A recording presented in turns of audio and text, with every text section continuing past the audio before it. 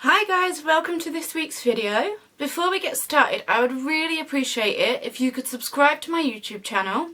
That way you can keep up to date with all of my latest videos. And while you're there, don't forget to check out my previous videos on Queen Elizabeth I, Irina Sendler and Catherine de Medici. So today I thought we'd talk about a really interesting character. She's probably most well known for her portrayal in the film Titanic, but that's just a really tiny part of her story. No, we're not talking about Rose. Today we're going to talk about the Unsinkable Molly Brown. Or, as she was known in her lifetime, Margaret Brown. Her disastrous trip on the Titanic is just a really small part of her extraordinary life. So, let's get into it. Molly was born on the 18th of July 1867 in Hannibal, Missouri. She was born into a working class Irish Catholic family. Her childhood was pretty normal by the standards of the time, and at the age of 13, Molly was sent to start a job in a factory. At the age of 19, Molly met 31-year-old Joseph Brown. The pair married in September 1886. Joseph was a miner and the pair struggled financially in the beginning of their marriage.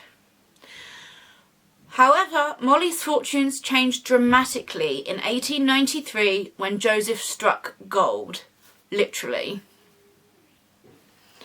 At 26, most women who suddenly found themselves seriously rich would start living a life of luxury. But Molly was not most women, not even close. While her circumstances were much improved, Molly had very different goals. She used her newfound wealth to educate herself.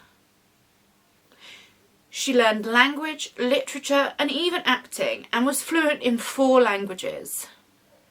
Not content with just improving her own life, Molly set about improving the mining community that she'd been a part of. She worked hard to improve local schools and raise money for charitable causes. And to show without a doubt that money hadn't changed her, she started working in the soup kitchens that helped to feed her husband's miners. Molly certainly wasn't afraid to get her hands dirty. This might have been one of the reasons Molly and her family really struggled to become part of the upper class communities. The Browns were seen as new money, and wealthy socialites of the time did not take kindly to people of the lower classes trying to climb the social ladder. While Molly doesn't seem like the type of woman to be bothered by the opinions of others, it's never nice to be left out. Especially when it's being done on purpose by a whole group of people. Molly's life remained much the same until 1909 when she separated from her husband, and though they never reconciled, they never actually got divorced. At 42, Molly found herself effectively single and had a newfound freedom that not many women of the time would get to experience. She decided instead to go travelling.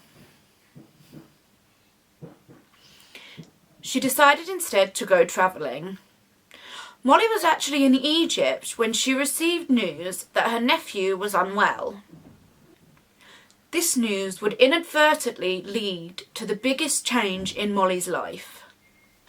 Molly was making her way home when she boarded the Titanic for its maiden voyage. She had a first-class ticket to the newest, most luxury ship in the world. This must have been a really exciting day for Molly, who was now 45 years old. On April 10th, 1912, the Titanic set off from Southampton, England, headed to New York City. The atmosphere must have been amazing. Hundreds of people, not including the passengers, had gathered to see the ship off for its first voyage. No one knew the disaster that was just around the corner. Just 4 days into its very first journey, just before midnight on April 14th, the Titanic hit a huge iceberg in the middle of the Atlantic Ocean. As if this wasn't tragic enough on its own, the makers of the ship were so confident that it could never sink that they hadn't provided enough lifeboats for all the passengers on board. Not even nearly enough. There were 20 lifeboats on the Titanic. Enough to carry 1,178 people. That's 970 spaces short of the 2,208 people on board. What's worse, of the 1,178 spaces, there's only 705 recorded survivors of the Titanic. In the hectic rush to get away, 1,503 people were left behind. This number could have been higher if it wasn't for the courage and determination of the Unsinkable Molly Brown. She demanded her lifeboat turn around and search for anyone left alive in the ice-cold waters.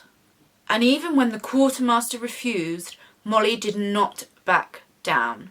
She told him in no uncertain terms that if he did not turn the boat around, she would throw him overboard. She had some serious guts. Not only was she willing to risk her own life to try and find more survivors, she openly stood up to a man in a position of power. Just remember, this is a time when women were not supposed to contradict men. Any men.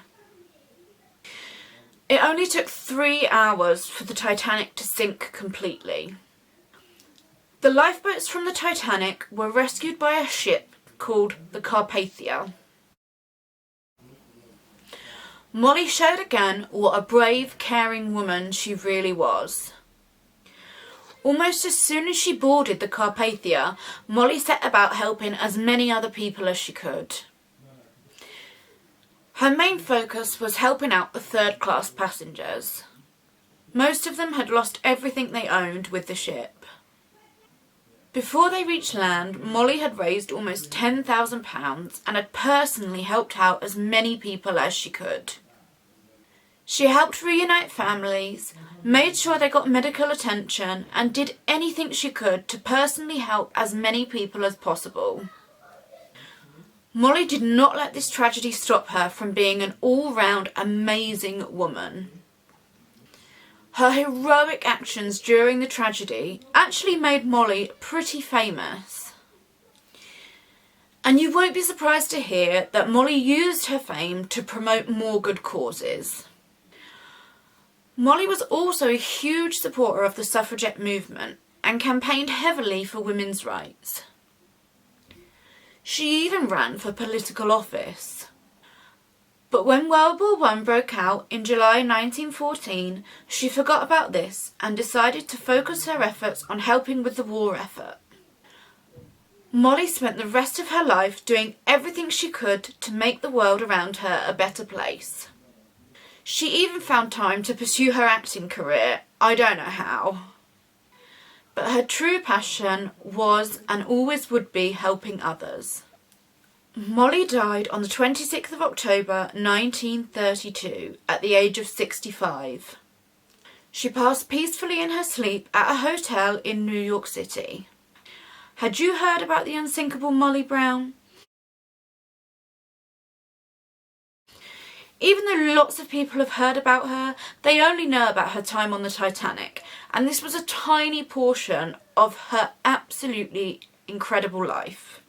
And even though she's represented in the film, they don't talk about any of the amazing things she did before, during, or after the tragedy. What do you think about the amazing Molly? She was certainly a very inspirational woman.